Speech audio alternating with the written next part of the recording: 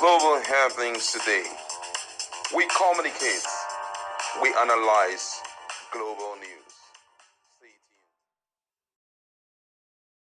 Hello beautiful people, welcome back to our channel. Ever since the launch of IBB's latest book, he has been revealing a lot of secrets, a lot of information back in time, where most Nigerians doubted if those things truly happened. Of course, just fairly recently talked about the fact that MKO Abiola, the late MKO Abiola, won.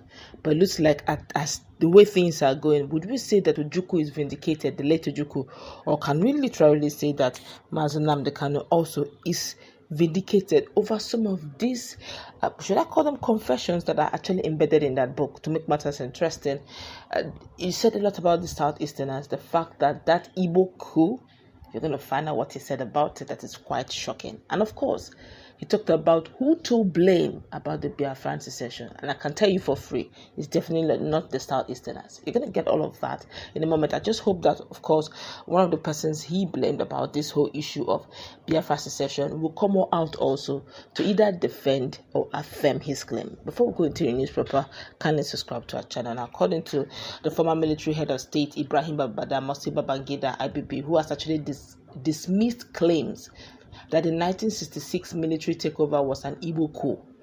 Babangida said the leader of the 1966 coup, that's Kaduna Nzeogwu, spoke Hausa fluently. In his just launched book, A Journey in Service, the former military head of state said Nzeogwu was only Igbo by name. He was only Igbo by name, but was more of Hausa. The former military ruler said it was heinously callous for Nzeogwu, excuse me, I take that again, to have murdered Sir Ahmadu Bello and his wife Hafsatu because they were adored by many. He wrote, and I quote, "For instance, the head of the plotters, Major Kaduna Nzeogwu, was only Igbo in name, born and raised in Kaduna. His immigrant parents were from Okpanam in today's Delta State, which in 1966 was in the old Midwestern region. Nzeogwu spoke fluent Hausa and was as Hausa as any. He and his original team probably thought, even if naively, that they could turn things around for the better in the country. That said, it was heinously callous for Nzeogwu to have brought down Sir Ahmadu Bello and his wife Hafsatu because not only were they eminently adored by many, but also because they were said not to have put up a fight. From that moment, the Posh was infiltrated by outsiders to its supposed original intention, and it took on an unmistakable ethnic coloration, compounded by the fact that there were no related coup activities in the eastern region. It should, however, be borne in mind that some senior officers of Igbo extractions were also victims of the January coup. For instance, my erstwhile commander at the Resonance Squadron in Kaduna, Lieutenant Colonel Otto Chinyelo Unegbe, was brought down by his own brother, Major Chris Anufuru, in the presence of his pregnant wife at his 7 Point Road residence in Apapa for merely being a threat to the revolution as a disciplined and strict officer who, as the quartermaster general of the army, was also in charge of all the equipment, vehicles, and other vital items for the army. The coup plotters feared that he might not cooperate with them. It should also be remembered that some non-Igbo officers like Major Adewale Ademoyega, Captain Ganiyu Adeleke, Lieutenant Paula Oyewole, and Olafemihan took part in the failed coup. Another officer of Igbo extraction, Major John Obiano, crushed that coup. Those who argue that the original intention of the coup plotters were anything but ethnic refer to the fact that the initial purpose of the plotters was to release Chief Obafemi Awolowo from prison immediately after the coup and make him the executive provisional president of Nigeria. The fact that these Igbo officers would do this to a man not known to be a great lover of the Igbos may have given the coup a different ethnic coloration, but again, I may be wrong here. Since the view is speculative, I admit that my position here may be the naive insight of an unsuspecting young officer who viewed events from a distance. Of course, it didn't stop. They talked about those to blame or those who should take the full blame of the Biafran secession.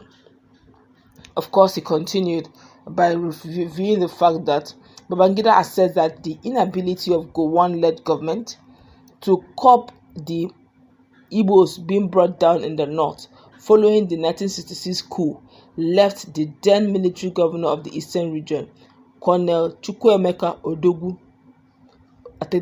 Colonel Chukwuemeka Odimegwu Ojukwu, with no choice but to declare Biafran independence in May 1967.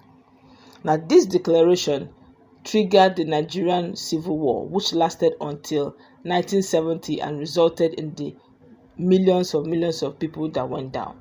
The book, released on February 20, 2025 at the event Abuja Transcorp Hilton, attracted prominent figures like President Bola Ahmed Tinubu, President Olusegun Obasanjo, former President Olusegun Obasanjo, Goodluck Ebele Jonathan, Yakubu Gowon, even Yakubu Gowon himself was there, and former Ghanaian President Akufo-Addo, Nana Akufo-Addo, delivered the keynote address. Now, Babangida's remark marks a significant historical acknowledgement from a senior northern military officer as they highlighted the role of the 1966 programs in deepening ethnic tensions and fueling Ojukwu's decision to break away. Beyond the Civil War, a journey in service also revisited the defining moments of Nigeria's history, including the controversial annulment of the June 12, 1993 presidential election. Babangida's memoir is expected to spark a lot of debate in Nigerian political past. Now you understand. Gowon was also there. He said the fact that Gowon refused to act when the Igbos were going through a lot in the north made the late Ojukwu, who was also in charge of the eastern region, to say, look, we can't continue this in all sincerity. Maybe we should go, really. Because, to tell you the truth, he started it from the beginning, saying that the coup that took place in 1966 is really not, they gave it a coloration that it is an Igbo coup. He now mentioned that in fact the plotters actually wanted to release one of the then founding fathers of the Yoruba kingdom, Awolowo, to become the president. He was then in prison. They wanted to bring him out to make him the president. So how could it have been that it is these Igbos that want to make him the president, when he, in us, according to him, they don't even tally. Both Awolowo and the Igbos really don't. They're just on their own, really. So, but then some of the people who went down in that coup that was organized in 1960s were mostly even the Igbos. Igbo military men went down protecting or trying to squash the coup, and now they still gave it that Igbo coloration. Said in fact the very person who engineered this whole idea is just Igbo in name. He just had that name, and in fact that Igbo name itself is not really Igbo in the truth. That he actually traced his heritage from the Delta, which is then the Midwest region, as at that time, not even Southeastern region.